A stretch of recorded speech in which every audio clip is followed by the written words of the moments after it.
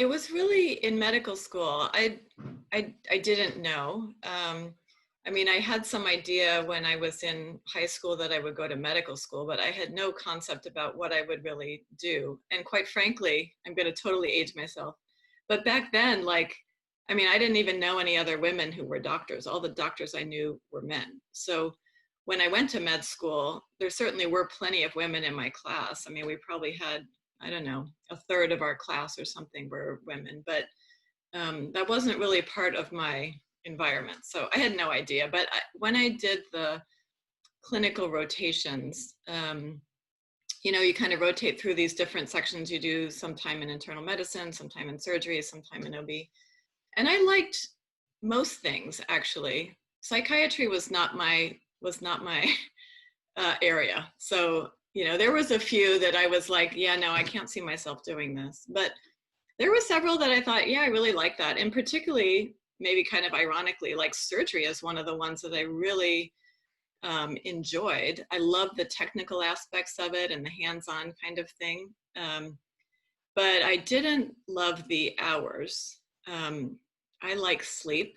And when I was doing my surgery rotation, like I was up at 4:30 and I wasn't going to bed till like, you know, 10:30 or 11. And I mean, it was long days. And I didn't think I could do that lifestyle. Also at the time, and I don't know how it's changed now, but at the time there was no part-time surgeons that I knew about. And I had some idea that in the future, maybe I would want to, you know, have a family. So what really drew me to pediatrics, though, when I did my peds rotation, were a couple of things. One, and it sounds maybe a little bit funny, but it wasn't medical stuff necessarily that drew me, but it was like all the stuff around it. So, for example, when I did my training at UVA, you know, the children's ward was on the 6th floor of the hospital. And every other floor you got off the elevator and things were like, looked fairly, like they looked clean, but they looked kind of white and gray. And you got off on the children's floor and it was like colorful, you know, there were colors, there were pictures on the wall. And I liked the environment. I liked that for kids, we dose medications based on their weight. So it was very individual. When you're in adult medicine, like regardless if you weigh 120 pounds or 400 pounds, you would get the same dose of Tylenol. You know, if we needed to prescribe you Tylenol, it was like an adult dose and that's what you got. But if you're a kid, like we calculate your Tylenol dose for you based on how big you are. And we have, you know, an endotracheal tube that fits you. If you're small, you get a small one. If you're big, you get a big one. You know, like I like that concept of individualizing to the person and their specific body makeup and their needs. And I also like that I felt like we were a little more, I don't know, humane maybe in some way with kids. Maybe that's not quite the right word, but somehow personal. So for example, when you're a kid and you got admitted to the hospital, like there would be a bed for your special person, you know, whether it was your mom or your dad or your grandma or whoever came to the hospital with you.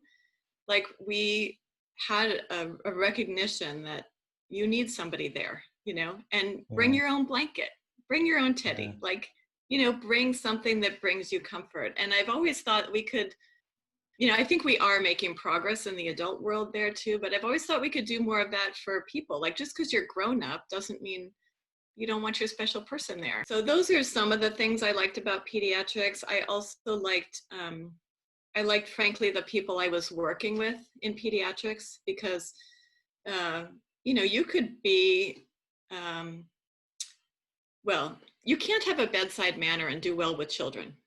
You know, their parents might put up with you for a bit if you have a skill in a certain area that they really, you know, feel like they need to come see you. But kids don't tolerate people who are not nice. So so I feel like in some regards it just kind of naturally attracts people who they're okay working with kids and being flexible and considering their needs and stuff like that. And that was my experience. I just enjoyed the colleagues I was working with.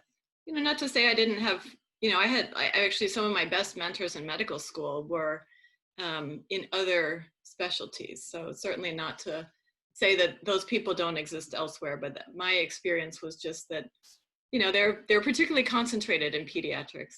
It seemed like there were more opportunities, perhaps because it attracted more women at the beginning. But, you know, there was more like job sharing or part-time positions that weren't present yet in other specialties. And I didn't know if that was going to be for me or not, but I liked the idea that like that might be possible.